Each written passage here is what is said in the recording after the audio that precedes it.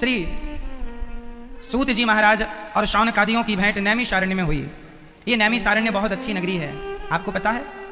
लखनऊ में एक सीतापुर जनपद है, वहां पर नैमिषारण्य है। नैमिषारण्य 88,000 संत बैठे हैं। ये नैमिषारण्य वही नैमिषारण्य है, ये सीतापुर जनपद में है। सीतापुर इसलिए कि वहां पर सीता जी आखिरी में जो माता सीता जी पृथ्वी में समाई थी, वो नैमिषारण्य में समाई थी। सीता जी अयोध्या में नहीं समाई, नैमिषारण्य में समाई, इसलिए उस क्षेत्र को सीतापुर कहते हैं। क्यों कहते हैं? क्योंकि राम जी वहां पर यज्ञ कर रहे थे। उस यज्ञ में लवकुश आकर के रोज कथा सुनाया करते थे, और कथा का आखिरी दिन था जब लवकुश ने यह कह दिया कि मैं आपका पुत्र हूं। किनसे कह दिया? राम जी से। सभा लगी थी, कह दिया कि मैं आपका पुत्र हूं। तो अब सीता जी, अब कौन गवाही दे कि अब राम जी ने कहा आप हमारे पुत्र हैं, हम कैसे मान लें? भाई, जब तक हमारी पत्नी सीता नहीं कहेगी तो आपको मान्यता तो नहीं मिलेगी। सीता को बुलाया जाए। अब राम का राज्य है, राम का दरबार है, राम राजा है, और कोई कह दे कि मैं आपका बेटा हूं, तो ये तो बहुत अच्छी बात नहीं है कि कोई भी कह दे मैं आपका बेटा हूं। सीता जी को बुलाया जाए। माता सीता को श्री वाल्मीकि जी लेके आए, क्योंकि वो वाल्मीकि जी के आश्रम में थी। श्री वाल्मीकि जी माता सीता को लेकर आए। पूछा गया कि ये दोनों बच्चे किनके हैं? सीता जी ने कहा राम की ओर देखकर, हे रघुनंदन, ये आपके ही पुत्र हैं। जब ये कहा, सिद्ध हो गया कि राम जी के पुत्र हैं ये लवकुश। अब वहां पर एक मांग उठ गई कि अयोध्या की प्रजा ने तो कहा था कि रावण के पास सीता जी रह के आई हैं, तो हम एक्सेप्ट नहीं करेंगे, स्वीकार नहीं करेंगे, इसलिए तो निकाल दिया था। अब यदि राम के बगल में ये जाकर बैठ जाएं और कल को फिर कोई कह दे कि ये तो रावण के पास रहकर आई हैं, तो किसी ने कहा कि आप यदि पवित्र हैं तो अग्नि परीक्षा दीजिए और फिर राम के बगल में जाकर बैठ जाइए। सीता जी बोली, मैं थक गई हूं परीक्षा दे दे करके, अब मैं परीक्षा नहीं दे सकती। उसी समय माता सीता ने कहा कि मैं पवित्र हूं या अपवित्र हूं, आपको यही सबूत चाहिए जनमानस को, तो मैं सबूत देती हूं। हे पृथ्वी माता, यदि मैं पवित्र हूं तो हे पृथ्वी माता, आप फट जाओ और मुझे अपनी गोद में समा लो। जो जिम्मेदारी, जो कर्तव्य मेरे थे, पूरे हो गए। जिस दिन सीता जी को प्रजा ने यह आरोप लगाया था कि तुम तो परपुरुष के पास रहकर आई हो रावण की लंका में, जिस दिन जमाने ने यह आरोप लगाया था, सीता जी चाहती तो उसी दिन ये अपने आरोप को सिद्ध कर देती कि तुम गलत हो, हम सही हैं। उसी दिन माता सीता कह सकती थी कि हे पृथ्वी माता, फट जाओ और हमें अपने गोद में ले लो। तो क्या उस दिन पृथ्वी माता नहीं फटती? जरूर फट जाती, पर उस दिन नहीं कहा। क्यों नहीं कहा?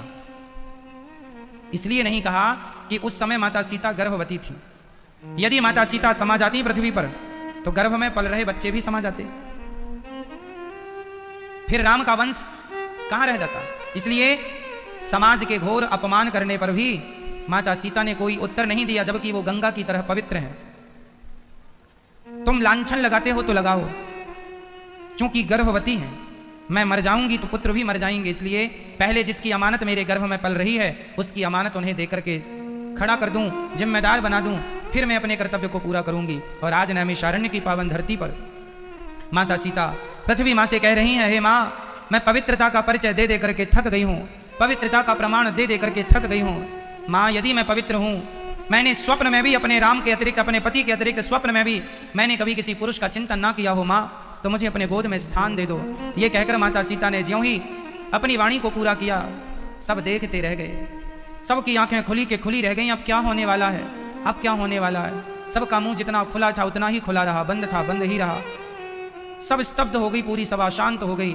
उसी क्षण घरघराहट के संग, गर्जना के साथ पृथ्वी बीच में से, वहीं दरबार की पृथ्वी फटी और सुंदर सा विमान निकला। पृथ्वी मां उस विमान में बैठी, कहा, आओ बेटी, मेरी गोद में बैठ जाओ, आओ सीता, मेरी गोद में बैठ जाओ। और ज्यों ही माता सीता चली, जाकर के सिंहासन पर बैठी, वो पृथ्वी मां माता सीता को लेकर जाने लगी। माता सीता सिर्फ राम की ओर देख रही हैं और राम माता सीता की ओर देख रहे हैं। राम सिंहासन से, अब राम का धैर्य भी टूट गया, सिंहासन से उठकर दौड़े, सीता, सीता, मुझे छोड़कर मत जाओ, सीता, ये कहकर राम जी अपनी सिंहासन छोड़कर आगे आए। तब तक तो पृथ्वी के अंदर माता सीता समा गईं। जिन लोगों का मुंह खुला था माता सीता की परीक्षा के लिए सबका मुंह बंद हो गया, सबका मुंह बंद हो गया। दे दिया उन्होंने अपनी पवित्रता का प्रमाण पत्र कि देखो मैं पवित्र हूं, तो पृथ्वी फट जाए सो फट गई, समा गई माता सीता। राम जी बहुत रोए हैं, इसलिए नहीं कि सीता जी समा गई पृथ्वी पर, इसलिए नहीं, इसलिए रोए हैं कि सीता को मैं सुख ना दे पाया। सोचो, जिनके पति भगवान है, मर्यादा पुरुषोत्तम भगवान, उनकी पत्नी को भी उनके भाग्य का दुख भोगना ही पड़ा। इसलिए लिखा किस्मत में मिटता नहीं मिटाने से, समय को काट लो भैया किसी बहाने से, समय को काट लो, क्योंकि जो लिखा है भोगना पड़ता है। मर्यादा पुरुषोत्तम भगवान श्री राम, उनकी धर्म पत्नी माता सीता, उन्हें भी उनके भाग्य का दुख भोगना पड़ा। राम को एक बार वनवास जाना पड़ा, माता सीता को 2 बार वनवास जाना पड़ा। अब आप हमसे सवाल कर सकते हैं कि महाराज जी ये बताओ कि राम जी ने वनवास सीता माता को क्यों भेजा था? सीता जी तो गलत नहीं थी, हाँ सीता जी गलत नहीं थी, ये बात राम जी भी जानते हैं, परंतु क्या करें, प्रजा समझने को तैयार नहीं है। यदि राम जी नहीं भेजते तो प्रजा आरोप लगाती कि राम तो राजा हैं, मनमानी चलाते हैं, किसी की सुनते ही नहीं। भाई राजा तो केवल पति नहीं हुआ ना, वो राजा तो एक राजा है, सबका राजा है, और राजा का धर्म है कि वो प्रजा की बात सुने। केवल पत्नी की सुनेगा तो जोरू का गुलाम कहाया जाएगा। अरे प्रजा की बात सुनते नहीं है, पत्नी की बात सुनते हैं। तो प्रजा को इतना महत्व दिया कि प्रजा को इतना महत्व दिया कि माता सीता पवित्र थी। राम जी जानते हैं इस बात को, पर चूंकि प्रजा की आवाज है, इसलिए कई लोग कहते हैं राम जी ने सीता को निकाल दिया। ना, निकाला नहीं है, राम जी ने सीता जी को निकाला नहीं है, राम जी ने सीता जी को भेजा है। कहाँ? जैसे एक पति अपनी पत्नी को उसके पिता के घर छोड़कर आता है, क्यों?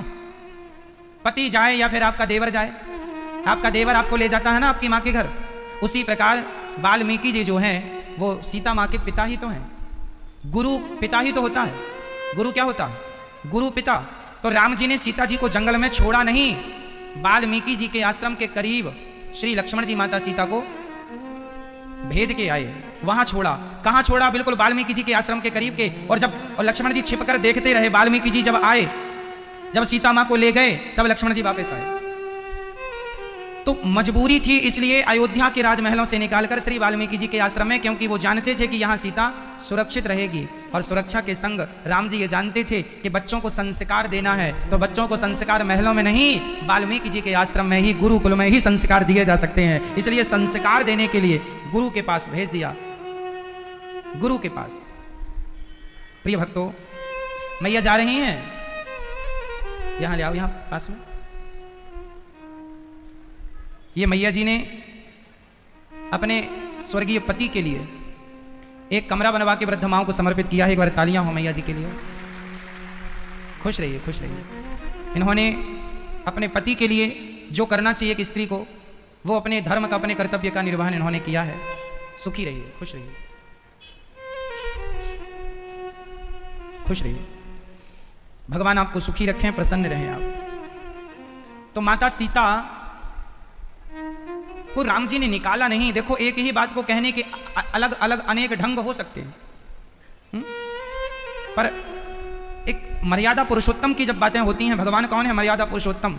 तो जब उनकी बातें हम करें तो उनकी हर बात में एक मर्यादा। इसलिए हम ऐसी बातें करें कि राम जी की मर्यादा खंडित ना हो हमारी वाणी से। राम जी ने सीता को निकाला नहीं, पिता के घर, पिता मीन्स जनक जी तो हैं, श्री वाल्मीकि जी के आश्रम में उन्होंने भेज दिया, क्योंकि उन्हें विश्वास था।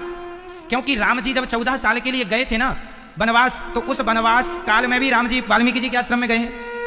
तो माता सीता जी जब साथ में थी, तो वो माता सीता का देखा सुना था, देखा सुना था, अच्छा लगा था उन्हें। तो राम जी समझ गए कि वो आश्रम सीता के लिए ठीक रहेगा, जो भी अब बचा हुआ समय है वहाँ गुजार लेंगे। तो माता सीता ने वहाँ समय गुजारा। कथाएं तो देखो बहुत सारी हैं कहने की, सुनने की, पर जितना समझ में आ जाए वो पर्याप्त है। राम जी पर कोई उंगली ना उठाए, माता सीता पर कोई उंगली ना उठाए, इसके लिए हमने आपको दोनों पक्ष की बातें स्पष्ट कर दी। राम जी की मजबूरी थी और राम जी की लीला का समय पूरा होने को आया था। राम जी ने 11,500 वर्षों तक राज्य किया है। 11,500 वर्षों में केवल 25 वर्ष रह गए थे, तब राम जी ने सीता जी को वाल्मीकि जी के यहाँ भेजा है। ये बिल्कुल आखिरी लीला है। उसके बाद माता सीता समा गई नैमिषारण्य की भूमि में, वो दरबार लगा था, पृथ्वी फटी, समा गई। इसलिए आज भी वहाँ को सीतापुर कहते हैं। नैमिषारण्य 88,000 संत वहाँ सत्संग करते हैं और सूत जी सत्संग कराते हैं। नैमिषारण्य की ये महिमा है। एक बार सभी साधु संतों ने भगवान से कहा कि प्रभु आप ये बताइए कि हम कहाँ बैठकर सत्संग करें, हर जगह तो डिस्टर्बेंस है, हर जगह डिस्टर्ब होता है, लोग कोई ना कोई बात लेके आ जाते हैं, तो आप हमें कोई बढ़िया सी बात बताइए, जगह दीजिए। तब भगवान ने अपने सुदर्शन को छोड़ा और कहा कि जहाँ सुदर्शन की निमी मीन्स अग्रभाग, सुदर्शन का जो अग्रभाग ये जिस पृथ्वी पर टच कर जाए, छू जाए, उसे आप पवित्र मानना। तो सुदर्शन भगवान ने पूरी पृथ्वी की परिक्रमा लगाई। संत पीछे पीछे चल रहे थे पर सुदर्शन ने किसी को छुआ नहीं। पर जब नैमिषारण्य, रण्य कहते हैं जंगल को, और निमी है सुदर्शन की निमी, जब रण्य में स्पर्श करी वहां के रण्य, तो नाम पड़ गया नैमिषारण्य। और वह नैमिषारण्य में सूत जी आए, 88,000 संत वहां सत्संग करते हैं। तो ये नैमिषारण्य की पावन महिमा है। तो नैमिषारण्य में कथा चालू है, 88,000 संत बैठे हैं, सूत जी से सवाल कर रहे हैं, हे सूत जी हमें कथा सुनाइए। कैसी कथा सुनाए बताइए? बोले ऐसी कथा, भक्ति ज्ञान विरागाप्तो विवेको वर्धते महान, माया मोह निरासश्च वैष्णवै क्रियते कथम। 60 लाख सब्सक्राइबर्स पूरे हो गए। जोरदार तालियां आप सभी उन भक्तों के लिए जो यूट्यूब चैनल को इतना प्यार दिया, चैनल को सब्सक्राइब किया, और 60 लाख आध्यात्म जगत का सबसे बड़ा यूट्यूब चैनल हो गया है ये। 60 लाख लोग जुड़े हुए हैं। और आप लोगों ने यूट्यूब पर जो देखने वाले दर्शक हैं, सभी लोगों को बहुत बहुत धन्यवाद, सबको बहुत बहुत शुभकामनाएं। भगवान आपका मंगल करें। आप इतना प्यार देते हैं, इतना स्नेह देते हैं, इसलिए आप सभी के लिए ये दास अनिरुद्ध आपकी सेवा में तत्पर रहता है। बात नहीं करता, पानी भी नहीं दे। अच्छा, संत जी तो समाधि में थे, तो उनकी समाधि खुली नहीं, सांप डाल दिया मरा हुआ। तभी उन समीक जी के पुत्र को पता चला, वो जो जिनके गले में सांप डाला वो संत का नाम था समीक। उनके शिष्यों ने उनके पुत्र श्रृंगी को कह दिया। श्रृंगी ऋषि वहीं बगल में सरोवर था, स्नान कर रहे थे, सुबह सुबह स्नान का समय था, 4:30-5 बज रहे थे, तो वो स्नान कर रहे थे। उनको बताया कि कोई राजा आया है, परीक्षित उनका नाम है, उन्होंने आपके पिताजी के गले में मरा हुआ सांप डाल दिया है। उस समय श्रृंगी जी 8-9 साल के बच्चे थे। जब उनको पता चला कि मेरे पिता का अपमान किया, तो हाथ में जल लेके श्राप दे दिया श्रृंगी ऋषि ने। अरे मूर्ख राजन, जिन ब्राह्मणों का सम्मान करना चाहिए था, उन्हीं ब्राह्मणों का तुमने अपमान किया। जाओ, हम तुम्हें श्राप देते हैं, तुमने मेरे पिता के गले में मरा हुआ सांप डाला है। उसी तक्षक नाग के डसने से, सांप के डसने से आज से ठीक 7वें दिन तुम्हारी मृत्यु हो जाएगी। तिलंगित मर्यादम तक्षक सप्तमे हनि। जाओ, तुम्हें श्राप देता हूं, तुम बड़ा अपमान करने लगे हो साधु और ब्राह्मणों का, जाओ 7 दिन में मर जाओगे। परीक्षित जी तो डाल के सांप आ गए थे। जब रोता हुआ श्रृंगी अपने पिता के पास पहुंचा, तो समीक जी की समाधि खुली और समीक जी ने देखा कि उनके गले में मरा हुआ सांप पड़ा है। उन्होंने निकाला और कहा, पुत्र तुम्हें क्या हुआ, तुम क्यों रो रहे हो? तो समीक जी के कहने पर श्रृंगी जी ने कहा, पिताजी एक राजा आया था परीक्षित, उन्होंने आपका बड़ा अपमान किया, तो हमने श्राप दे दिया है 7 दिन में मरने का। समीक जी ने श्रृंगी जी को डांटा। अरे बेटा, जानते हो परीक्षित कितने धर्मात्मा राजा हैं? आज के बाद पता नहीं इस पृथ्वी को ऐसा धर्मात्मा राजा कब मिलेगा। तुमने क्या कर दिया, उसकी जरा सी गलती पर 7 दिन में मरने का श्राप दे दिया। अब तो समीक जी बड़े चिंता में हुए, बेटा तुमने क्या कर दिया? तब तुरंत समीक जी ने अपने शिष्य के द्वारा परीक्षित के पास संदेश पहुंचाया, परीक्षित जी आज से 7वें दिन आपको मरना है, आप जल्दी से अपने मरने का, अपने कल्याण का कोई साधन कर लीजिए, क्योंकि आप संसार की मोह माया में पड़े पड़े मर जाएंगे तो नरक जाना पड़ेगा। 7 दिन है, आप अपने कल्याण का कोई साधन जुटाइए। तब परीक्षित ने अपने पुत्र को राजा बना करके तुरंत निकलकर राज्य छोड़ करके और शुकताल पहुंच गए। और उन्हें सुखदेव भगवान ने जब 7 दिन की भागवत सुनाई, तब परीक्षित का उद्धार हुआ, उनकी सदगति हुई। परीक्षित जैसे ज्ञानियों को भी भागवत के बिना सदगति नहीं है, भागवत के बिना सदगति नहीं। अब आपसे मैं एक चीज और बता दूं कि परीक्षित जैसे ज्ञानी ने आखिर संत का अपमान किया क्यों? अच्छा ये बताओ कि जब आपको गुस्सा आता है, जब आपको बहुत ज्यादा कोई भी गंदी चीज सताती है, काम क्रोध लोभ मोह जो भी ये सब गंदा है, कोई भी चीज आपको सताए तो क्यों सताती है जानते हैं? जब आपके सिर पर कलयुग बैठता है। ये कौन सा युग चल रहा है? कौन सा युग? और एक बात आपको ये याद रखनी होगी कि चारों युगों में चारों युग समान रूप से चलते हैं। सतयुग में भी कलयुग था या नहीं? बोलो हाँ या ना, बोलो मेरी माँ। सतयुग में भी कलयुग था, त्रेता में भी कलयुग था, द्वापर में भी कलयुग है, और कलयुग में भी कलयुग है, और कलयुग में भी सतयुग है। कलयुग में सतयुग भी है, त्रेता भी है, द्वापर भी है, और सतयुग में भी चारों युग हैं, सतयुग त्रेता द्वापर कलयुग। सारे युग समान रूप से चारों युगों में व्याप्त रहते हैं। अब जरा से समझने की बात है, क्लियर होने में देर नहीं लगेगी। आओ हम इसको स्पष्ट कर देते हैं। होता क्या है मैया, माना कि ये कलयुग चल रहा है, पर हर टाइम थोड़ी कलयुग चलता है। जब आप सवेरे सवेरे अच्छी बातें करते हैं, जब आप अपनी जिम्मेदारी को निभाते हैं, जब आप सत्संग करते हैं, कीर्तन करते हैं, अच्छी बातें अपने बच्चों से, अपनी पत्नियों से, अपने माता से, पिता से करते हैं, सब अच्छी बातें करते हैं, उस समय कलयुग नहीं होता। जब आपको गुस्सा आता है, जब आप चिड़चिड़ापन आपके अंदर सवार हो जाता है, जब आप गुस्सा करते हैं, जब आपकी आंखें बिगड़ने लगती हैं, मन बिगड़ने लगता है, तब समझ लो कि आपके सिर पर कलयुग अब बैठा, अब कलयुग बैठ गया। जब आप कथाएं सुनते हैं, मन बिल्कुल शांत है, तो अभी आपके अंदर कलयुग नहीं बैठा, अभी तो आप सतयुग में हैं, त्रेता में हैं, द्वापर में हैं। पर जब आप कोई गलत काम करते हैं, गलत मन में विचार आ जाए, गलत मन में भाव आ जाए, तब समझ लेना कि आपके सिर में कौन सवार हो गया है, कलयुग। और वही आपसे ये सब गलत गलत काम करा रहा है। इसलिए कलयुग कब आएगा? कलयुग के आने के 4 रास्ते हैं ना। कलयुग 4 रास्तों से आता है। आप खिड़की दरवाजा खोल के रखेंगे और तूफान चल रहा है बाहर, तो पूरी डस्ट, पूरी धूल अंदर आएगी। इसलिए तूफान के पहले लोग अपने घर को क्या करते हैं, खिड़की दरवाजा बंद कर देते हैं, ताकि बाहर की धूल धक्कड़ अंदर ना आए। तो आप भी ये 4 दरवाजे बंद करके रखा करो, ताकि कलयुग अंदर ना आए। यदि ये अंदर आ गया तो फिर आपकी सारी शांति खत्म, सारा सुख खत्म, सारा आनंद खत्म, परेशान ही रहोगे सारी जिंदगी, रुलाएगा ये। इसकी चपेट में कोई आ तो जाए। ये तुमसे उल्टे काम कराने बैठा है, कौन? कलयुग। कहां से आता है कलयुग? कलयुग के आने के कितने स्थान हैं, कितने रास्ते हैं कलयुग के आने के? 4। कौन कौन से रास्ते हैं?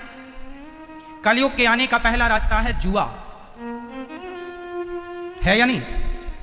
कलयुग की बात नहीं करता मैं, द्वापर युग में बात करता हूं। बताइए, द्वापर युग में भी जुआ खेला था किसने? मैं ये बता दो मेरी मां, किसने खेला था द्वापर युग में? जुआ किसने खेला था? पांडवों ने और कौरवों ने।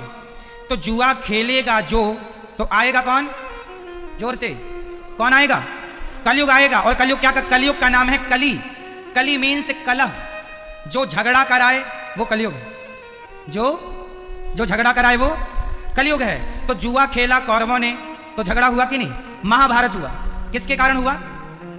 जुआ के कारण। इसलिए कलयुग के आने का पहला रास्ता है जुआ।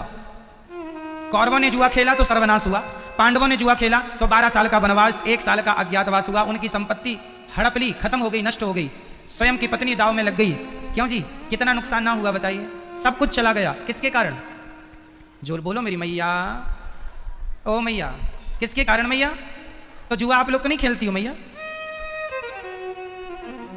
जुआ नहीं खेलना, आपके पति और आपके बेटा लोग तो नहीं खेलते, ससुर जी तो नहीं खेलते।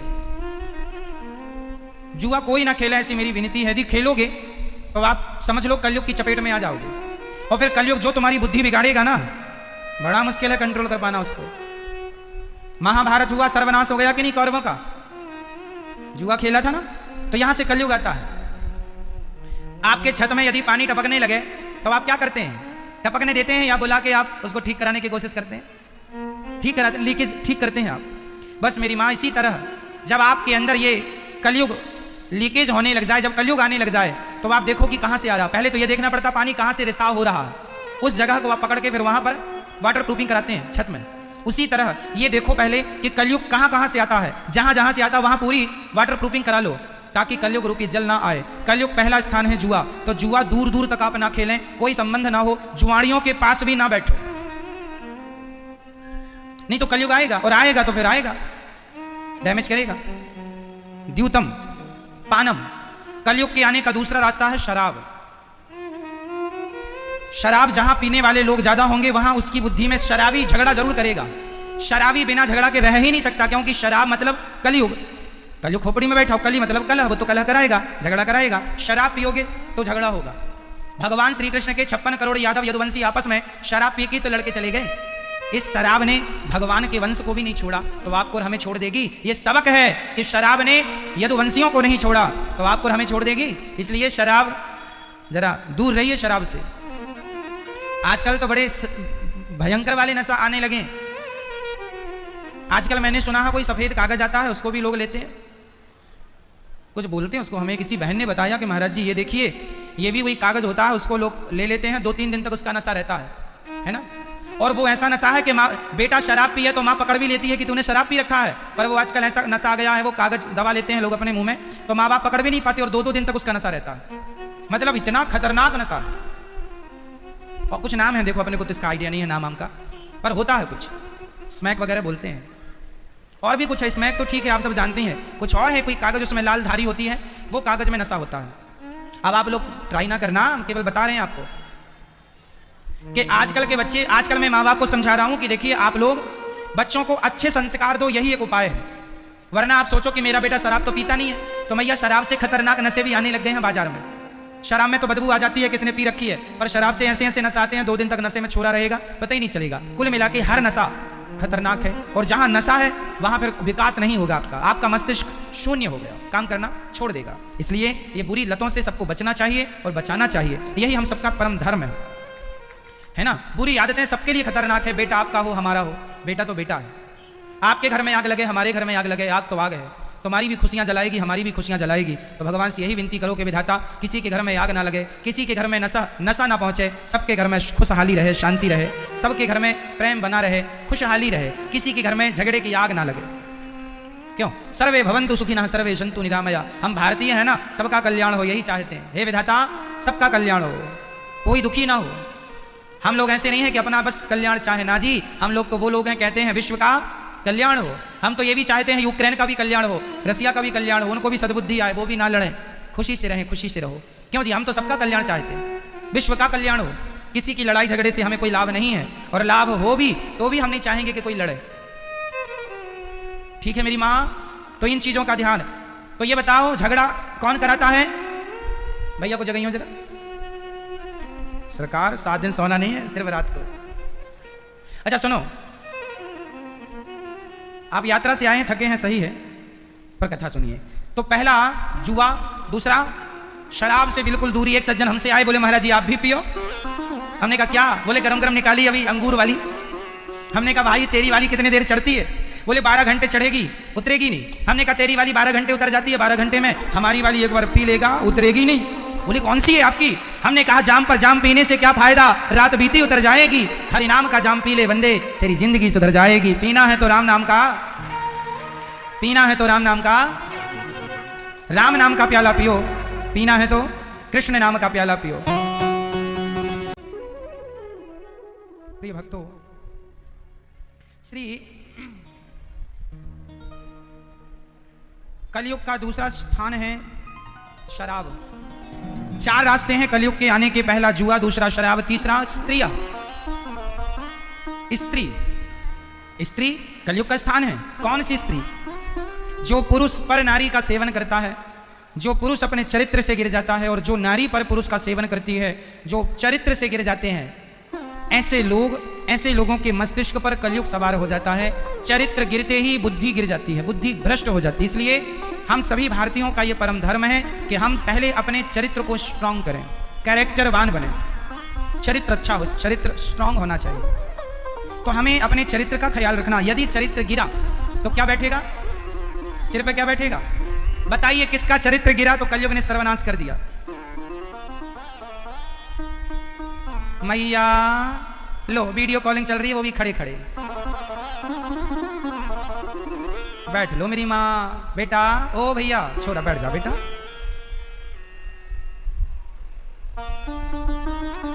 सब लोग बैठ जाओ मैया। मैया, ओ मेरी माँ, यहां ध्यान दो मैया। बताइए वो कौन है जो चरित्र से गिर गया तो सर्वनाश हो गया? कौन बताएगा? कौन? रावण। रावण ने अपने माता सीता को चुरा कर ले आया, सर्वनाश हो गया। पराई नारी को छूना भी पाप है, पराई स्त्री को छूना भी पाप है, वो भी गंदी निगाहों से। हाँ, यदि आप माँ के रूप में छुएं तो पाप नहीं है, आप बहन के रूप में छुएं तो पाप नहीं है, आप बेटी के रूप में छुएं तो पाप नहीं है, पर आपकी निगाहें गंदी हैं, भाव गलत है, और उस गलत भाव से किसी नारी को आप छू रहे हैं, चाहे छोटी हो, बड़ी हो या बहुत बड़ी हो, वो पाप कर रहे हैं आप। इसलिए रावण ने माता सीता को छुआ। यदि मां मानकर छूता तो कल्याण हो जाता, पर उसकी निगाहें बिगड़ गईं, गंदी सोच से छुआ, सर्वनाश हो गया कि नहीं? जिस तारीख को रावण ने सीता मां को चुराया है, ध्यान देना, जिस तारीख को रावण ने माता सीता को चुराया था, वो तारीख रावण के जीवन में दोबारा आई नहीं।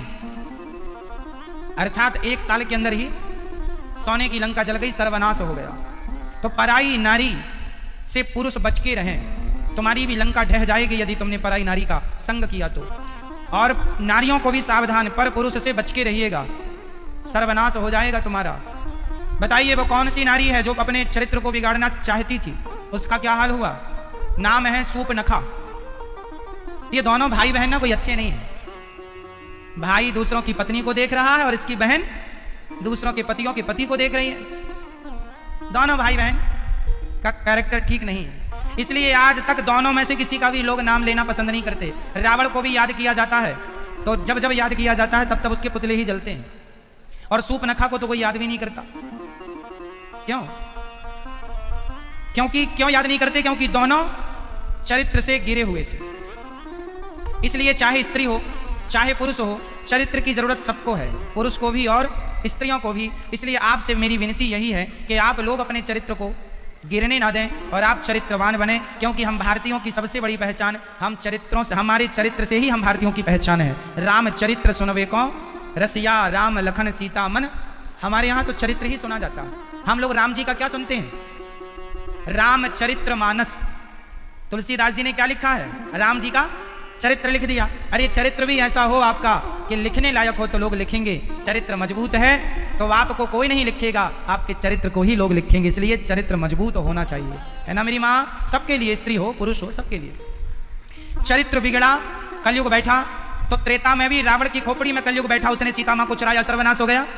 द्वापर में दुर्योधन ने एक जुआ खेला, कलयुग बैठा, सर्वनाश हो गया। हाँ या ना? अब बचा है मांस। कलयुग का चौथा स्थान है मांस, जहां अंडा, मुर्गी, मछली। आप में से कोई अंडा खाता है?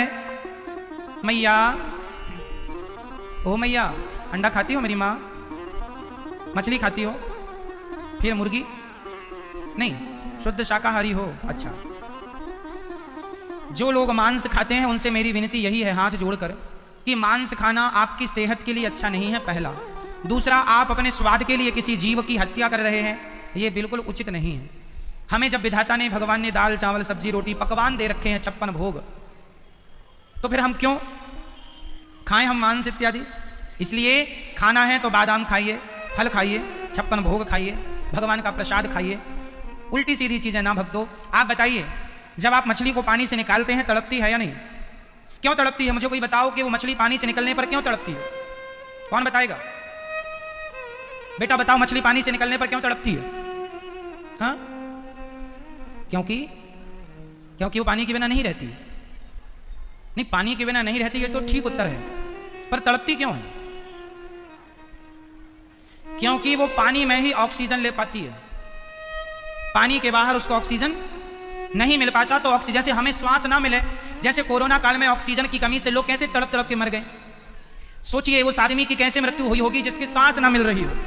कैसे? जिसको सांस नहीं मिलती वो ऐसे करता ना, मछलियों ऐसे ऐसे सांस नहीं मिल रही है। सोचिए कि उसके वो 60 सेकंड कैसे गुजरते होंगे बिना सांस, वो 2 मिनट कैसे गुजरते होंगे। मछली को ऑक्सीजन नहीं मिलता, तो वो पानी के लिए तड़पती है, क्योंकि पानी में ही उसको ऑक्सीजन मिलता। पानी के अंदर ऑक्सीजन होता है ना, इसलिए जब मछली का पॉट लोग लाते हैं तो उसमें छोटी सी मोटर लगाते हैं ताकि बुलबुले चलते रहें, क्योंकि बुलबुले बनने से उसमें ऑक्सीजन बनती है। इसलिए हम लोग भी जो पानी पीते हैं ना, रखा हुआ पानी कभी नहीं पीना चाहिए। पानी को पीने के पहले 2 बार फेंटा मार लेना चाहिए पानी को, एक गिलास से दूसरे। उससे क्या है, तुरंत उसमें ऑक्सीजन तैयार हो जाती है। वो पानी शरीर के लिए फायदा करता है, नहीं तो रखा हुआ पानी तो मरा हुआ। इसलिए नदी का पानी श्रेष्ठ है, क्योंकि वो चल रहा है, उसमें ऑक्सीजन ज्यादा है। आपके घर का पानी जो रखा है उसमें ऑक्सीजन खत्म हो चुकी है। इसलिए बोतल का पानी जो आप खरीद लेते हैं वो तो महीने भर से रखी है। इसलिए जो भी आपके घर में आजकल जो फिल्टर आप लगा रखे हैं ना, उसमें भी पत्थर होता है। पत्थर से जब पानी गुजरता है, अब ऊपर से पानी गिरा, पत्थर में टकराया, तुरंत ऑक्सीजन जनरेट हो गई, तो तुरंत उसमें ऑक्सीजन आ गई। तो पानी पीने के पहले 2-4 फेंटा मार लिया करो पानी के, 2 गिलास से ऐसे ऐसे, समझ रहे हैं? वो और पानी और ताकत, करंट आ गया उसमें, ताकतवर हो गया। यदि आप मछली को रखें और यदि सिंपल पानी में रख दें, 2 दिन के अंदर मछली मर जाएगी। इसलिए जो पॉड लाते हैं ना बड़े बड़े जो मछली के लिए, उसमें एक मशीन लगाते हैं जिससे बुलबुले उठते रहते हैं। वो बुलबुला इसलिए कि इसमें ऑक्सीजन बनती रहे, ऑक्सीजन, ये उसका साइंस है, सिद्धांत ये। वो केवल खिलौना नहीं है कि मछली के खिलौने के लिए, खेल के लिए रखा नहीं। वो ऑक्सीजन मिल रहा है मछली को, नहीं मिलेगा तो मर जाएगी मछली। कुल मिला के मछली को ऑक्सीजन चाहिए होता है। मेरी माँ कोरोना काल में, भगवान ना करे कोई जाए या कोई गया हो, अब जो गए हैं सो गए हैं, पर जो गए हैं आप यदि उनसे जुड़े हुए हैं कोई एक भी, तो आप जानेंगे कि उस समय उस व्यक्ति की क्या स्थिति रही होगी जो ऑक्सीजन के लिए तड़प रहा था। जो भी था या थी, जो भी, समझ रहे हैं? एक एक सांस कितनी कीमती है। उसी प्रकार आपने मछली को पानी से खींच लिया। अब आप समझ नहीं सकते कि वो मछली को कितना दर्द हो रहा। एक तो दर्द, अब सोचिए कि कोई आदमी ऑक्सीजन के लिए तड़प रहा हो और वो तड़प रहा हो, वो कह रहा हो भैया जरा ऑक्सीजन दे दो, और आप तलवार लेकर उसकी गर्दन पर तलवार और मार दें, तो ये पाप हुआ कि पुण्य हुआ?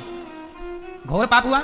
उसी प्रकार एक तो मछली तड़प रही है ऑक्सीजन के लिए, और आपने ऊपर से और उसके तलवार चाकू और चला दी और मर और गई, तो ये घोर पाप किया। इसलिए अपने स्वाद के लिए किसी जीव की हत्या करना, आप अपने दिल से पूछो, आपका दिल जवाब देगा। आप अपने मेरी बात मत मानो, आप अपनी बात मानो, अपने आप से सवाल करो कि अपने स्वाद के लिए किसी की हत्या करना क्या ये सही है? आपकी अंतरात्मा आपको गवाह देगी, जवाब देगी गलत है, गलत है, गलत है। तो जो काम आपकी आत्मा आपको गलत कह रही है वो काम सही कैसे हो सकता है भाई? आप किसी की मत मानो, खुद की तो मानो, अपनी तो मानो।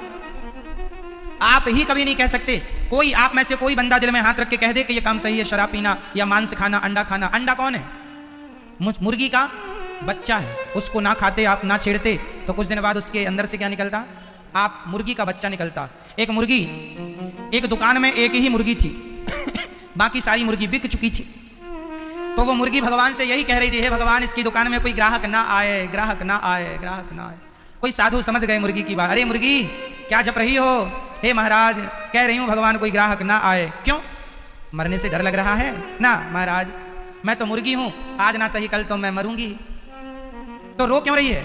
मुर्गी बोली महाराज कल ही मेरे अंडे से बच्चे निकले हैं छोटे छोटे, यदि 1-2 दिन मुझे और मिल जाता तो मैं अपने बच्चों के साथ थोड़ा समय गुजार लेती, बच्चों को प्यार कर लेती, फिर भले मर जाती तो मर जाती। कहने का अर्थ ये है जैसे आप लोगों के अपने बच्चे होते हैं, ऐसे पशु पक्षियों के भी अपने बच्चे, उनका अपना परिवार होता है, उनका अपना प्रेम होता है। इसलिए उनका प्रेम, उनका परिवार उनसे क्यों छीन रहे हैं? क्यों भोकट का पाप कमा रहे हैं मेरी माँ अपने स्वाद के लिए? तुम्हारे डबल नुकसान है। मुर्गी खरीदने में पैसा भी जाता है, धन भी गया और धर्म भी गया। मुर्गी खरीदने में क्या गया? धन, पैसे से आएगी ना, धन भी गया और धर्म भी गया। खाया तो धर्म भी चला गया। तो धन और धर्म क्यों बिगाड़ते हो? लोक परलोक काहे बिगाड़ते हो? इसलिए जो खाने लायक है ईश्वर ने दिया है हमें 56 भोग। भारतीय लोग खुश नसीब हो आप लोग कि आपके पास खाने में ऑप्शन है। अमेरिका के लोगों के पास तो खाने में ऑप्शन भी नहीं है, या तो सफेद सुअर खाएंगे या तो काला सुअर खाएंगे, बस 2 ही ऑप्शन है। दोनों में सुअर ही रहेगा। क्यों? और हम भारतीयों के पास क्या ऑप्शन है? 56 भोग। क्या खाना है? आज ये सब्जी, आज वो सब्जी। हमारे यहाँ हर सीजन की सब्जी आती है। हमारे यहाँ भिंडी है, बरबटी है, गोभी है, ना जाने कितनी सब्जियां हैं, और कढ़ी है, और लस्सी भी पी लो, दूध है, दही है, छाछ है, घी है, शहद है, क्या नहीं है हमारे यहाँ। इसलिए उचित खाओ पियो मेरी माँ, क्यों मांसाहार करती हो या करते हो। तो कलयुग के 4 स्थान हो गए। कितने दरवाजे हैं कलयुग के? कौन कौन से? बोल दीजिए एक बार, हमें तसल्ली हो जाएगी कि हमने सुनाया, आपने समझ लिया। कहां कहां से कलयुग आता है? घर में जहां जहां से पानी आता है वो सारी चीजें आप बंद करते चले जाते हैं, सारी लीकेज खत्म। बस आपके जीवन में भी 4 स्थानों को बंद करके रखिए। जुआ मत खेलिए, शराब मत पीजिए, पराई नारी और पराई पुरुष का संग मत कीजिए, और मांस मत खाइए। कलयुग को 5वां स्थान दिया परीक्षित ने, सोना, गोल्ड। सोने में 2 लोग बैठते हैं, भगवान श्री कृष्ण का वास भी सोने में है और कलयुग का वास भी सोने में है। अब बताइए 1 में 2 कैसे बैठे हैं? सोने में किसका वास है? भगवान श्री कृष्ण का, और सोने में कलयुग का भी वास है। बताओ कैसे 1 में 2 कैसे बैठ सकते हैं? आप बताएं, दिमाग लगाएं, फिर हम बताएंगे आपको। मैं ये बताओ, कलयुग दोनों में 2 में 1 में 2 कैसे बैठ सकते हैं? नहीं पता? आप में से किसी को पता? हमने कई बार बताया, हर कथा में बताते हैं ये बात, आप लोग सुनते हो तो। हाँ, वाह, सही कहा आपने। आप 10 करोड़ जीत गए। 10 करोड़ जीत गए आप भाई। बताइए पैसा कीमती है या ज्ञान? जोर से बोलेंगे मेरे भाई, पैसा कीमती है या ज्ञान? इसलिए धन से ज्यादा ज्ञान को महत्व दीजिए। ये ज्ञान इन्होंने जो बताया सही उत्तर था इनका, इसलिए ये ज्ञान करोड़ों का है, इसलिए हमने कहा करोड़पति बन गए। यदि ये ज्ञान आपके पास है तो सचमुच आप करोड़पति हैं, और यदि ये ज्ञान नहीं है तो आप गरीब हैं। चलिए वो ज्ञान क्या है? जो आपकी मेहनत की कमाई है, पसीने की कमाई है, उसमें किसका वास होगा? भगवान श्री कृष्ण का। और जो आप पाप करते हैं, भ्रष्टाचार, ला 5000 रुपए देगा तो साइन करूंगा, भ्रष्टाचार किया, पापाचार किया, लूट लिया, तो ये पैसा जो आपने जोड़ा पाप करके, ये कौन सा है? इस कलयुग, इसमें क्या बैठेगा? इसलिए कहता हूं मेरी मां, सब लोग ध्यान से सुने। आप यदि सरकारी कर्मचारी हैं या प्राइवेट कर्मचारी हैं, प्राइवेट जॉब है, सरकारी जॉब है, कोई भी हो, ईमानदारी की रोटियां खाना सीखो। बेईमानी से आप धनवान हो जाएंगे, आपकी आंखों के सामने वो धन भी तैयार होगा और आपकी आंखों के सामने उस धन में आग भी लगेगी, वो भी आप देखेंगे अपनी आंखों से। बेईमानी बहुत ज्यादा दिन नहीं टिकेगी, इसलिए ईमानदारी की रोटियां खाओ। गवर्नमेंट जो तुम्हें दे रही है 25,000 महीने का, 50,000 महीने का, लाख रुपए महीने का, उसे रखो, वो तुम्हारी मेहनत का है। अब तुम जो भ्रष्टाचार करते हो, साइन करके 5,000 रुपए मिल जाए, ये करके 10,000 रुपए मिल जाए, ये नहीं है, लाइसेंस नहीं है, फलाना नहीं है, तो लाओ 200 रुपए ला दो, चलो 85 ला दो, कुछ नहीं है तो चलो 10 रुपए दे दो। ये जो तुम्हारी आदत है, ये तुम्हारे परिवार के लिए और तुम्हारे लिए बहुत अच्छी नहीं है। बेईमानी का धन जब घर में आता है ना मेरी माँ, तो वो अपने आप घर में तूफान खड़ा कर देता है। इसलिए मेहनत का धन होगा तो आपका घर में सब संस्कारी होंगे, सब अच्छा होगा। यदि आपके घर में किसी की बुद्धि बिगड़ गई, समझ लेना बेईमानी का पैसा आया है कहीं ना कहीं से। इसलिए तुम पति पत्नी में, भाई भाई में और बाप बेटे में तालमेल नहीं है, क्योंकि तुम्हारे घर का धन दूषित है। अशांति, आज पहले के लोग गरीब थे पर आज से ज्यादा सुखी थे, शांत थे। क्यों? क्योंकि पहले ईमानदारी का पैसा था, पसीने का पैसा हुआ। ईमानदारी की रोटी तो खुशी देगी, और आज करोड़ है पर बेईमानी का। इसलिए कहां से आता है कहां चला जाता पता नहीं चलता, लड़ाई झगड़ा। और इसलिए सोने में दो लोग, सोना मीन्स धन, इसमें पैसा है, सोना है, चांदी है, हीरा मोती सब कुछ आ गया। धन में दो लोगों का वास होता है, श्री कृष्ण का और कलयुग का। बताइए, आप बताइए, कलयुग का कहां होता है वास? किस धन में? ईमानदारी के धन में कलयुग होता है, तो फिर बेईमानी में कौन बैठता है? मैया बताओ, बेईमानी के धन में किसका वास होता है? जोर से। और मेहनत के धन में भगवान श्री कृष्ण का। इसलिए मेहनत करो, पसीना बहाओ और ईमानदारी की रोटियां खाओ। पड़ोसी भ्रष्टाचार कर रहा है, बेईमानी कर रहा है और रातों रात करोड़पति बन गया, उसके जैसे बनने की तुम कोशिश ना करो। वो बन जरूर गया है, पर उससे अच्छी नींद आपकी है, उससे अच्छी भूख आपकी है, क्योंकि आप ईमानदार हैं। वो बेईमान है, उसे नींद नहीं आती होगी, गोलियां खा के सोता होगा, फिर भी उल्लू की तरह ताक रहा होगा, नींद तब भी नहीं आएगी। धन सोने कहां देता है? बेईमानी का। इसलिए खूब आनंद से खाओ नमक रोटी। साहब, मैंने देखा है, एक आदमी बादाम हलवा खा रहा है, बादाम खाए, किशमिश खाए, फिर भी दुबला पतला, फिर भी सूखा सा। और एक आदमी नमक रोटी खाता है ना, तो भी बढ़िया पहलवान है, मस्त है। क्यों? क्योंकि ये बादाम खा तो रहा है पर बहुत चिंता में है, टेंशन में। और ये नमक रोटी खा रहा, कोई चिंता नहीं, खा के 5, 6, 10 रोटी खाता, सोता है पांव पसार के भगवान के भरोसे, कोई चिंता नहीं है। कौन सुखी आप मानेंगे? किसे सुखी मानेंगे? इसलिए ईमानदारी आपको बहुत समय तक सुखी रखेगी, बेईमानी बहुत जल्दी आपको नीचे गिरा दे। इसलिए ईमानदारी से चलो। तो कलयुग के 4 कमरे, द्यूतम पानम स्त्रिया सोना, चारों से बचिएगा। राजा परीक्षित ने संत जी का अपमान किया, संगी जी ने श्राप दिया, 7 दिन में मरने का श्राप लगा। शुकताल आए परीक्षित को, सुखदेव भगवान ने भागवत सुनाई। अभी भागवत सुन रहे थे परीक्षित, तभी देवता अमृत का कलश लेके आ गए। देखिए जरा, आपको 7 दिन में मरना है। माना कि किसी व्यक्ति को 7 दिन में मरना है, माना कि परीक्षित ही है वो, तो परीक्षित को 7 दिन में मरना है। और तभी स्वर्ग के राजा इंद्र अमृत लेकर आए और कहें कि ये अमृत पी लो। मरने की तो बात ही नहीं है, क्योंकि अमृत तो अमर कर देगा। तो परीक्षित के सामने क्या आ गया? अमृत। आप अमृत पीजिए, आप मरेंगे ही नहीं। परीक्षित ने मन में विचार किया कि जब मुझे श्राप लगा तब तो इंद्र अमृत लेकर आए नहीं, जब मैं घर छोड़ा तब तो इंद्र अमृत लेकर आए नहीं, पर मैं भागवत सुनने बैठा तो स्वर्ग के राजा इंद्र अमृत लेके आ गए। तब परीक्षित ने समझ लिया कि भागवत में कुछ है। ऐसे ही इंद्र नहीं आ गए, स्वर्ग के राजा इंद्र बड़ी सिक्योरिटी में अमृत को रखते हैं।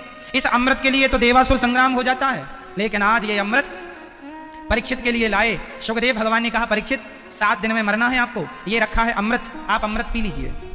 सुखदेव भगवान से परीक्षित जी ने कहा, अमृत हमें नहीं पीना, स्वर्ग का अमृत पीने से स्वर्ग की प्राप्ति होगी, पर कथा अमृत पीने से भगवान की प्राप्ति हो जाएगी। इसलिए स्वर्ग के अमृत से भी श्रेष्ठ श्रीमद् भागवतामृत है।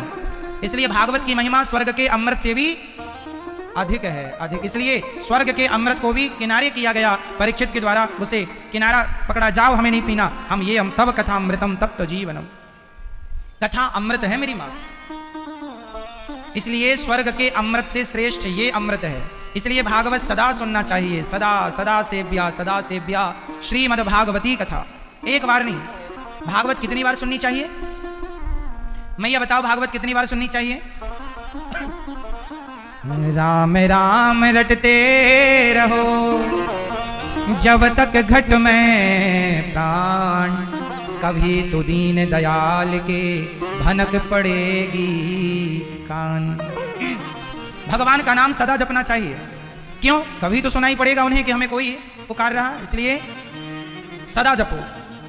सदा जपो भगवान का नाम, कभी तो सुनाई पड़ेगा। अब परीक्षित को सुखदेव भगवान ने कहा अमृत पी लो, सुखदेव भगवान ने कहा, इंद्र ने कहा हमें भागवत सुनाओ, ये अमृत आप बदले में ले लो। इंद्र सुखदेव भगवान कहते हैं हम अदला बदली नहीं करेंगे, जाओ। इंद्र को वहां से भेजा गया। जब 7 दिन में परीक्षित की सदगति हो गई। देखिए भागवत से परीक्षित की क्या हो गई? सदगति हो गई। किसी की सदगति ना हो रही हो तो श्रीमद् भागवत की कथा को श्रवण कर लीजिए, सदगति हो जाएगी। जिंदा नहीं, जो नहीं है उनकी भी हो जाएगी। प्रेत भी कोई बन चुका हो उसकी सदगति हो जाएगी। तो प्रिय भक्तों, श्री 7 दिन में जब स्वर्ग परम धाम परीक्षित गए, तराजू बांधी भागवत जी को रखा एक पलड़े पर, तो भागवत जी का पलड़ा भारी पड़ गया। इंद्र चरणों में गिर पड़े। भागवत से तुरंत भगवान श्री कृष्ण प्रकट हो गए। इंद्र ये भागवत और हम दो नहीं है, कृष्ण ही भागवत हैं और भागवत ही भगवान इस कलयुग में शब्द रूप में परिणित हो गए, शब्द के रूप में। क्यों मैया? शब्द के रूप में हो गए ना भगवान। इसलिए ये जो भागवत है, प्रत्येक अक्षर प्रत्येक शब्द श्री कृष्ण ही कानों से भीतर प्रवेश कर रहे हैं। तो भगवान प्रकट हो गए, इंद्र चरणों में गिर पड़े, प्रभु अपराध क्षमा कर दो। ठीक है, क्षमा किया भगवान ने, कोई बात नहीं। 7 दिन में मुक्ति हो गई। नारद जी समस्त तीर्थों में गए, परीक्षित का उद्धार हुआ। सारे सूत जी महाराज कहते हैं सौनक जी अब मैं तुम्हें कथा का सार सुनाता हूं। एक बार इंद्र ने भी कथा सुनना चाहा, पर सुखदेव भगवान ने अधिकारी नहीं समझा। भागवत का अधिकारी सब नहीं है। एक बार ये भागवत देवर्षि नारद जी ने भी सुनी और भक्ति ज्ञान वैराग्य को भी सुनवाया। एक बार नारद जी समस्त तीर्थों में गए, कहीं शांति नहीं। सबसे ज्यादा शांति कहां है? यहां आपको शांति लग रही है या नहीं? शांति इतनी ज्यादा है कि आप बार बार नींद महारानी यहीं बैठी हैं। थोड़ी थोड़ी देर में आप लोग क्या हो रहा है, ऐसे ऐसे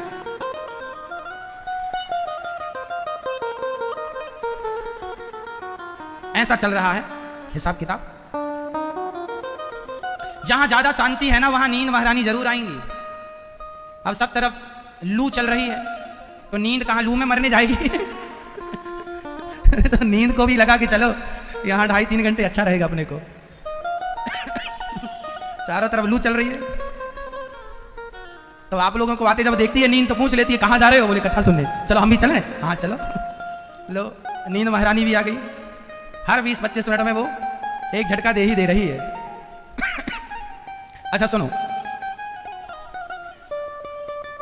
श्री नारद जी महाराज ने एक बार नारद जी समस्त तीर्थों में गए शांति पाने के लिए।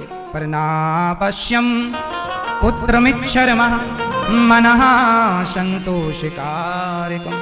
कहीं शांति नहीं, कहीं शांति नहीं। पुष्करम चा प्रयागम चा काशीम गोदावरीम तथा हरिक्षेत्रम कुरुक्षेत्रम श्रीरंगम सेतु बंधनम एवमादिषु तीर्थेषु। सारे तीर्थों में नारद जी गए, शांति नहीं। शांति कहाँ है? वृंदावन आए नारद जी, तो यहाँ एक 16 साल की कन्या उदास बैठी है, एक बूढ़ा इस तरफ, एक बूढ़ा इस तरफ। नारद जी ने कहा देवी कौन हो? अहम भक्ति ऋतिक ख्याता इमऊ में तनयऊ मत। अहम मैं भक्ति हूँ, ये ज्ञान मेरा बेटा, ये वैराग्य। भक्ति ज्ञान वैराग्य, जीवन में तीनों का होना जरूरी है। क्या होना चाहिए मेरी माँ? भक्ति ज्ञान। खीर बनाने के लिए कितनी चीजें चाहिए मैया? खीर बनाने के लिए कितनी चीजें चाहिए? कितनी? 3। चावल, दूध और मिश्री, चीनी, शक्कर, जो भी आप कहें। 3 चीज चाहिए। अब आपके पास दूध हो और चावल भी हो और शक्कर ना हो, चीनी ना हो, मिश्री ना हो, तो क्या स्वाद रहेगा? खाने लायक बनेगी? और चीनी हो आपके पास और दूध हो, चावल ना हो, और चावल और चीनी हो, दूध ना हो, तीनों चाहिए कि नहीं? एक के बिना भी स्वाद अधूरा है। उसी प्रकार जीवन में ज्ञान, भक्ति, ज्ञान, वैराग्य तीनों जब आएंगे तब परिपूर्ण स्वाद मिलेगा ईश्वर का। ईश्वर का स्वाद अभी इसलिए नहीं मिल रहा कि अभी एक है तो दूसरा नहीं है। भक्ति है आपके अंदर, जरा से ज्ञान की कमी है। यदि भक्ति ज्ञान भी है तो वैराग्य नहीं है। इसलिए तीनों की मात्रा होनी चाहिए, भक्ति, ज्ञान और। तो आपके अंदर क्या क्या चाहिए मेरी माँ? मैया, ओ मैया, आप बताओ क्या चाहिए आपको? 3 चीजें कौन कौन सी? ये मैया को देखो, इस तरह मुंह करके बैठी। मैया बताओ कौन सी, क्या क्या चाहिए आपको? नहीं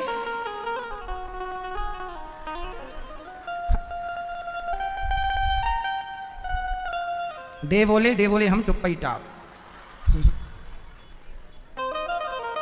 3 चीजें चाहिए मेरी माँ। जब हम बता रहे थे तब आप ऐसे देख रही थी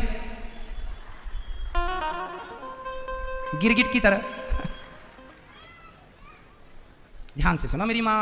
पति पूछेंगे क्या सुन के आई, तो क्या बताओगी? पूरा बताओगी तो कल भी भेजेगा, नहीं कहेगा लो गई तो थी, क्या याद है? सुनो, जीवन में तीनों का होना जरूरी है, भक्ति का, ज्ञान का और वैराग्य का। एक सज्जन थे, बहुत ध्यान से सुनना ये कथा, हम सबकी कथा। एक सज्जन थे, वो रोज भगवान का पूजन करते, बिना पूजा किए कभी उन्होंने भोजन नहीं किया। बिना पूजा किए भगवान का कभी वो भोजन नहीं करते।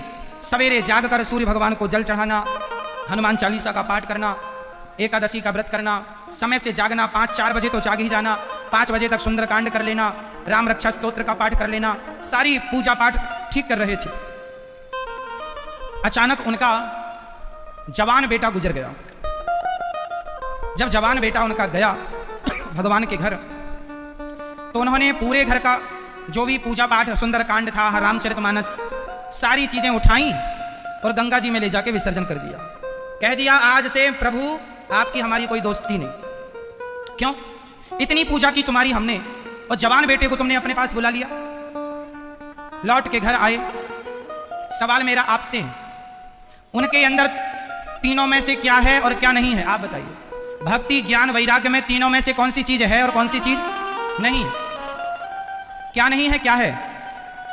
भक्ति है या नहीं? भक्ति है। किस चीज की कमी है? ज्ञान की। ज्ञान क्या है? आप पूजा करते हैं, अच्छी बात है, पाठ करते हैं, अच्छी बात है, इसका यह अर्थ नहीं है कि आपके घर में कोई मरेगा नहीं। भाई जिसकी आयु जितनी है वो जाएगा। अब आप भक्ति करते हैं तो ज्ञान भी रखिए कि ये तो भगवान का दिया था, भगवान के घर चला गया, हमारे रोने पछताने से क्या होगा? अच्छा मुझे ये बताओ, द्रौपदी माँ के 5 बेटे मर गए, 5 बेटों को अश्वत्थामा ने मार दिया। और द्रौपदी तो भगवान श्री कृष्ण की बहन थी, पग पग में भगवान खड़े हो जाते थे उसके साथ देने के लिए, द्रौपदी माँ का। लेकिन 5 बच्चे मर गए, तो द्रौपदी ये तो कह सकती थी कन्हैया मेरे 5 बच्चे, मैं तो तुम्हारी इतनी बड़ी भक्तन हूं और तुमने 5 बच्चे मरवा दिए। द्रौपदी कह सकती थी, एक शब्द नहीं कहा, एक बार नहीं कहा। क्यों? क्योंकि द्रौपदी भक्त भी है, ज्ञान भी है और उसके अंदर त्याग भी है। भगवान के भक्त के अंदर तीनों लक्षण होने चाहिए, भक्ति भी हो, ज्ञान भी हो और वैराग्य भी हो। हम अब बताइए, भगवान श्री कृष्ण की बहन सुभद्रा, नाम क्या है? सुभद्रा, सही है? सुभद्रा का बेटा महाभारत में मारे गए, क्या नाम है? क्या नाम है? क्या नाम है? अभिमन्यु। सोचिए, भगवान श्री कृष्ण के सगे भांजे मारे गए, क्या भगवान जीवित नहीं कर सकते हैं? कर सकते हैं, कर सकते हैं। नहीं किया। क्यों नहीं किया? क्योंकि भगवान की बहन सुभद्रा ने कहा ही नहीं, अभिमन्यु की पत्नी उत्तरा ने कहा ही नहीं, अरे भाई इस संसार में आया है सो जाएगा, राजा रंक फकीर, एक सिंहासन चढ़ चला, एक बंधा जंजीर, जाना तो सबको है भक्तों। हम भक्ति करते हैं, इसका मतलब ये नहीं कि मैं अमर हो जाऊंगा, मेरा परिवार अमर हो जाएगा, सबको काल के गाल में समाना है। इसलिए भक्ति करने से भक्ति अकेली नहीं, ज्ञान हो कि सबको एक ना एक दिन जहां से आए हैं वहां चले गए, ये ज्ञान रखो और रोइए मत, वैराग्य रखो। जाना पड़ेगा, तुम्हें भी जाना है, हमें भी जाना। इसलिए हे विधाता, जो आप करेंगे अच्छा करेंगे। ईश्वर की हर मर्जी में अपनी मर्जी मिलानी चाहिए। जो भगवान कराएं सब ठीक है, तुम्हारे हमारे चाहने से होगा क्या? इसलिए जो आपकी मर्जी, तेरे फूलों से भी प्यार है, तेरे कांटों से भी प्यार, हर हाल में प्रसन्न रहिए, खुश रहिए। तो परीक्षित श्री नारद जी ने देखा कि भक्ति, ज्ञान, वैराग्य मूर्छित हैं। भागवत सुनवाया नारद जी ने सनकादियों से हरिद्वार में, और जब भागवत किनको, भक्ति, ज्ञान, वैराग्य को भी भागवत सुनवाई गई, और भागवत सुन के भक्ति, ज्ञान, वैराग्य का भी दुख दूर हो गया, भक्ति पुष्ट हो गई, ज्ञान वैराग्य जवान हो गए भागवत सुन के। भागवत इस संसार का हर प्रश्न का समाधान है। इस संसार में ऐसा कोई प्रश्न नहीं है जिस प्रश्न का उत्तर श्रीमद् भागवत में ना हो, चाहे ज्ञान की बातें हों, चाहे विज्ञान की बातें हों। ज्ञान से लेकर विज्ञान तक कोई भी सवाल हो आपका, हर प्रश्न का उत्तर भागवत जी में है, हमारे वेदों में है, हमारे पुराणों में है, हमारी श्रीमद् भगवत गीता में है, हमारी रामचरितमानस में है। हर प्रश्न का उत्तर। कोई इस सृष्टि में, भारत में 140 करोड़ लोग रहते हैं, पूरी दुनिया की आप आबादी को मिला लो, प्रत्येक आदमी का सवाल लीजिए, चाहे अमेरिका का आदमी हो, चाइना का हो, जापान का हो, भूटान का हो, कहीं का आदमी हो, सवाल लेके आइए, उस सवाल का उत्तर भागवत जी से हम आपको दे देंगे। जो सवाल आपके दिमाग में आज उठ रहा है, ये आज के 100 साल बाद उठेगा। उन सारे प्रश्नों का उत्तर हमारे ग्रंथों में पहले हमारे ऋषि मुनियों ने उत्तर भर दिया। जब आपको पता, जब आपके अंदर सवाल आया कि पृथ्वी से सूर्य कितने दूर है, तो आज के वैज्ञानिकों ने अभी 10 साल पहले उत्तर दिया आपको कि पृथ्वी से सूर्य 14 अरब किलोमीटर दूर है। आज ही उत्तर मिला आपको, 14 साल पहले, 15 साल पहले हमारे ऋषि मुनियों ने हजारों साल पहले उत्तर दे दिया था। और तुलसीदास जी ने तो लिख दिया था, युग सहस्त्र योजन प्रभानु लील्योताहि मधुर फल जानू, अर्थात पृथ्वी से सूर्य कितना दूर है। ये साइंस का प्रश्न है, ये साइंस का सब्जेक्ट है, लेकिन साइंस का उत्तर भी हमारे ग्रंथों में है। हर चीज ऊपर से नीचे क्यों आती है? ये देखिए, हमने पुष्प ऊपर फेंका, नीचे आया, नीचे क्यों आती है? क्योंकि पृथ्वी में क्या है? बोलो मेरी माँ, गुरुत्वाकर्षण है। पृथ्वी में एक चुंबकत्व है जो कि हर चीज को अपनी ओर पृथ्वी खींचती है। यह सिद्धांत न्यूटन ने दिया, ऐसा आपको पढ़ाया जाता है। यह सिद्धांत गुरुत्वाकर्षण का किसने दिया? न्यूटन ने दिया। न्यूटन ने कब दिया? कुछ 100 साल पहले दिया। हमारे ऋषि मुनियों में एक ऋषि हुए हैं कणाद, एक ऋषि हुए हैं महर्षि कणाद। महर्षि कणाद ने हजारों साल पहले गुरुत्वाकर्षण का सिद्धांत दे दिया था। प्रश्न खड़ा था आपके अंदर कि ऊपर से फेंकी चीज नीचे क्यों आती है? न्यूटन ने तो कणाद के सिद्धांत को पढ़ के बता दिया। हमारे महर्षि कणाद की अपनी संहिता में ये बातें पूरी श्लोकबद्ध लिखी, हजारों साल पहले पूरा सिद्धांत लिखा। अब चूंकि आप न्यूटन को तो सर्च करते हैं पर कणाद जी को सर्च नहीं करते, न्यूटन को पढ़ते हैं, कणाद को नहीं पढ़ते, इसलिए आपको लगता है न्यूटन ने ही दिया है सिद्धांत। ना जी, कणाद जी ने दिया है। हमारे, मैं कह तो रहा हूं, चाहे ज्ञान की बातें हो, विज्ञान की बातें हो, कोई भी सब्जेक्ट हो, उसका उत्तर हमारे ग्रंथों में भरा पड़ा है। आप प्रश्न कीजिए, मैं उत्तर दूंगा। साइंस का सवाल कर लीजिए, उत्तर मिलेगा। हम लोग CO2 पढ़ते हैं, ये सारे फॉर्मूले हमारे वेद पुराणों में खूब भरे पड़े हैं, खूब भरे पड़े हैं। आज जो आप पढ़ते हैं, यहां तक कि घड़ी बनाने की टेक्नोलॉजी हमारे भागवत जी में है। घड़ी कैसे बना सकते हैं आप? आज ये घड़ी समाप्त हो जाए तो आप नए सिरे से घड़ी कैसे बनाएंगे? उसका फॉर्मूला हमारे भागवत जी में लिखा पड़ा है हजारों साल पहले। घड़ी बनाने वाले ने तो अभी कुछ 100 साल पहले घड़ी दी। कुल मिला के हम आपसे ये निवेदन करेंगे कि हमारे ग्रंथ पूरे साइंटिफिक हैं। कोई भी साइंस का स्टूडेंट, कोई भी साइंस का सवाल हमसे कर सकता है, हम उसका उत्तर शास्त्रों से आपको दे सकते हैं कि जो आप आज जान रहे हैं, कह रहे हैं, ये ऑलरेडी हमारे यहाँ लिखा हुआ। ठीक है, इसलिए साइंस का उपयोग करना अच्छी बात है, साइंस का अभिमान करना अच्छा नहीं है। नहीं जी, हम ही श्रेष्ठ हैं, ऐसा नहीं। ठीक है मेरी माँ? अरे भाई, भगवान तो भगवान है, जिसको शक्ति देकर कुछ करवाना चाहे कर देगा आदमी। भगवान की शक्ति से ना आज जितने भी आविष्कार हो रहे हैं, आपको क्या लगता है कोई इंसान कर रहा है? इंसान नहीं, अरे भगवान स्वयं चाह रहे हैं कि ये शक्तियां जो लुप्त हो गई थी, इन्हें प्रकट किया जाए। तो किसी ना किसी रूप में परमात्मा ही आके लोगों को प्रेरित कर रहे हैं कि भाई ये होनी चाहिए, आप सबके कल्याण के लिए हो रही है। तो श्री भक्ति, ज्ञान, वैराग्य तीनों की मूर्छा दूर हुई और कभी भक्ति महारानी का दुख तो भागवत से दूर हो गया।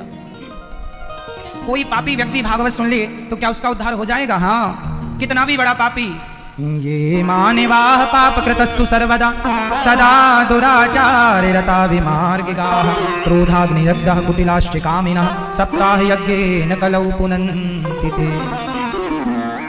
कितना भी बड़ा पापी हो मेरी माँ, भागवत सुन के वो तर जाएगा। कोई तरह, हाँ, कौन तरह? एक पंडित जी थे, नाम था आत्मदेव। आत्मदेवः पुरे तस्मिन् सर्ववेद विशारदा।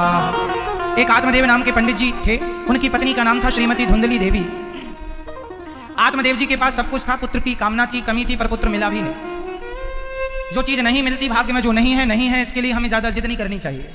भगवान जो नहीं दे रहे हैं उसमें भी कृपा है, और जो दे रहे हैं उसमें भी कृपा है। देखो जी, इच्छाओं का कोई अंत नहीं है, इसलिए हमें अपनी इच्छाओं को खत्म कर देना चाहिए और बड़े प्रेम से भगवान के बन के रहो, आनंद से। आत्मदेव जी के घर में पुत्र की कमी थी, बड़ा पूजा पाठ यज्ञ जब तब जो बना सब किया, जो कि हर आदमी करता ही है। आत्मदेव जी ने सब कुछ किया, परंतु कमी रह ही गई, पुत्र नहीं हुआ।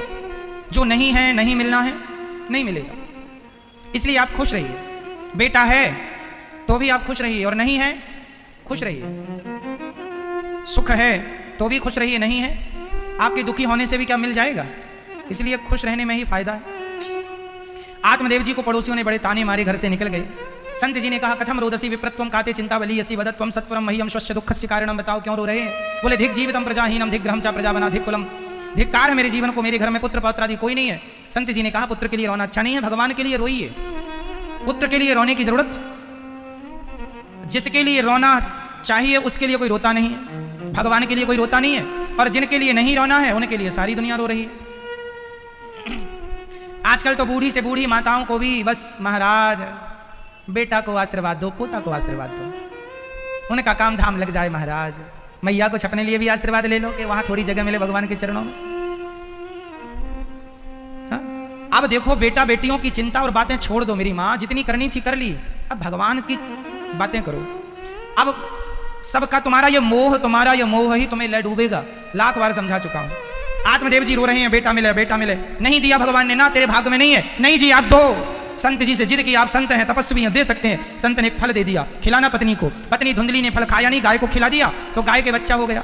और धुंधली की बहन को बच्चा होने वाला था, पैसे देके उसका बेटा खरीद लिया, नाम रखा धुंधकारी। अब धुंधकारी बड़ा होके आत्मदेव जी को जो लाठियां बरसाई पीठ पर, जो मारा, नानी याद आ गई। आत्मदेव जी को मार रहा है बेटा। अब आत्मदेव जी पिट रहे हैं और बोले हे भगवान ऐसा बेटा क्यों दे दिया। भगवान ने कहा लो हमने तो कहा था मत मांगो, हमने तो दिया ही नहीं था, तुमने जिद की दे दो महाराज, दे दो, मिला है लो भोगो। ईश्वर के विधान में देखो हस्तक्षेप ना करो, अपनी ना चलाओ। किसी की चली कि तुम्हारी चलेगी।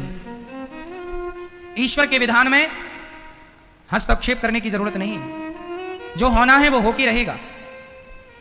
आत्मदेव जी के बेटे ने, धुंधकारी ने इतना मारा आत्मदेव जी को कि अब ये रो रहे हैं कि मैंने क्यों बेटा मांग लिया, भगवान ने नहीं दिया था, वही अच्छा था। आपको जब कोई सुख ना मिले, जब कुछ आपकी इच्छाएं पूरी ना हो, समझ लेना कि इसमें ईश्वर की मर्जी है, खुश रहो। जो नहीं हो रहा है, हो सकता है ना होने से आपके लिए बहुत अच्छा हो सकता है होने से बड़ा नुकसान हो जाए, इसलिए नहीं जो हो रहा उसके पीछे मत भागो। जो भगवान करेंगे, भगवान के भरोसे रहो, जो विधाता करेंगे बहुत अच्छा करेंगे मेरी माँ। भरोसे भगवान के रहना सीखो। श्री आत्मदेव जी महाराज के बेटे ने जब मार लगाई तब गौकर्ण जी आ गए। गौकर्ण जी वो गाय के बेटा, दोनों बड़े ही थे। गौकर्ण जी पिता से कह रहे हैं पिताजी कथम रोदसी, क्यों रो रहे हैं। तो कहा कि बेटे ने मारा है। किस बेटे ने? धुंधकारी ने मारा। क्यों मारा? बोले जिद कर रहा था, धन दो, सारा धन तो दे दिया, बचा ही क्या, नहीं दिया तो मारा। तब यहां गौकर्ण जी अपने पिता को कह रहे हैं पिताजी अब ये बताओ अपने बेटे से पिट चुके हो और कितनी बार पिटना है। तो गौकर्ण जी से आत्मदेव जी बोले बेटा ऐसा क्यों पूछ रहा है, कितनी बार पिटना है। अरे कोई बात थोड़ी चाहेगा कि बेटा मारे। पिताजी आपका मोह ही आपको दुखी करेगा, आपका मोह ही आपको परेशान कर रहा है।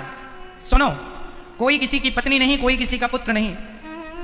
देहेस्थिमान सरुधिरे विमतिम त्यजत्वम जाया सुतादिषु सदा ममताम विमुंच पश्यानिसम जगदिदम क्षणभंग निष्ठम वैराग्य राग रसिको भव भक्ति निष्ठा धर्मम भजस्व सततम त्यजलोक धर्मान सेवस्व साधु पुरुषान जहि काम तृष्णाम।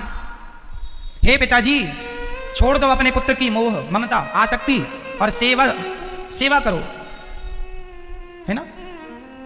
धर्मम भजस्व, धर्म का पालन करो, त्यज लोक धर्मान, सारे लोगों का धर्म छोड़ो अब पिता पुत्र का, और भगवान सेवा कथा रसमहो नितराम पिबत्वम। सेवा करो, कथा सुनो और कथा का रस नित्य पियो। सेवा और कथा, सेवा बस बुढ़ापे में। अब तो देखो बुढ़ापा सबसे उत्तम, यदि आप अपना बुढ़ापा बनाना चाहें तो आप अपने बच्चों से जितना लगाव रखेंगे उतना ही दर्दनाक आपका बुढ़ापा गुजरेगा, और बेटा बेटियों से जितना मोह कम कर देंगे उतना आप सुखी रहेंगे। लेकिन आज के ज़माने में बूढ़े लोग और ज़्यादा बेटा बेटियों से अटैच होते चले जाते हैं। मेरा बेटा, मेरा पोता, मेरी बहू। जब तक लात ना पड़े तब तक कुछ लोगों को समझ में आती नहीं है।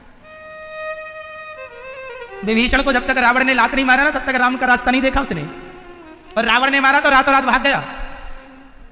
कुछ लोग मानते नहीं है बिना लातों के। तो आपको क्या चाहिए? नहीं तो अभी से लग जाओ भगवान में। लातें खा के लगोगे क्या? पहले ही लग जाओ। बेटा बहू नाती पोता से मन हट। हम ये नहीं कहते घर छोड़ दो, घर में रहो, भगवान के बन के रहो। नाता एक राम जी से दूजा नाता तोड़ दे। आत्मदेव जी अब क्या कर रहे हैं? पुत्र ने ज्ञान दे दिया, अब सबसे मोह हट गया। कोई पत्नी नहीं, कोई पुत्र नहीं, अब तो केवल एक भगवान, एक श्री कृष्ण के सिवा अब कोई संगी नहीं, कोई साथी नहीं। भगवान के सिवा कोई नहीं। अच्छा ये बताओ आपका भगवान के सिवा और कौन कौन है? मैया, ओ मेरी माँ, बताओ आपका भगवान के सिवा कौन है? कोई नहीं है। तो आपका मन तो नहीं लगा सब परिवार में? जो जिम्मेदारियां हैं वो तो निभाना। हम ये नहीं कहते कि जिम्मेदारी मत निभाना, पूरी करो अपनी जिम्मेदारियां। पूरी करते हुए मन ना वहां रहे, मन सदा बिहारी जी के चरणों में रहे। अच्छा सुनो, बहुत काम की बात है आपके लिए। ये शरीर जो है हमारा हमें किराए से मिला है कुछ दिनों के लिए। ये शरीर हमें कैसे मिला है मेरी माँ? किराए से। और किराए के शरीर को हमें एक दिन क्या करना पड़ेगा? किराए के घर को तो आपका शरीर किराए का है कि आपका खुद का है? हाँ सही, अंदर से कह रहे हो कि बाहरी से? मैया ओ मेरी माँ, अंदर से समझ आ रही है ना बात? ये शरीर किसका है? किराए का, ये अपना है ना मेरी माँ, इसलिए समझो। हाँ ऐ मन मुसाफिर निकलना पड़ेगा, काया कुटी घर खाली करना पड़ेगा। ऐ मन मुसाफिर निकलना पड़ेगा, काया कुटी, काया काया एक कुटिया है, काया कुटी घर खाली करना पड़ेगा। ये भाड़े के क्वार्टर को क्या तू संभाले? भाड़े के क्वार्टर को क्या तू संभाले? जिस दिन तेरे घर का मालिक निकाले आएगा नोटिस, जमानत न होगी घर तेरे।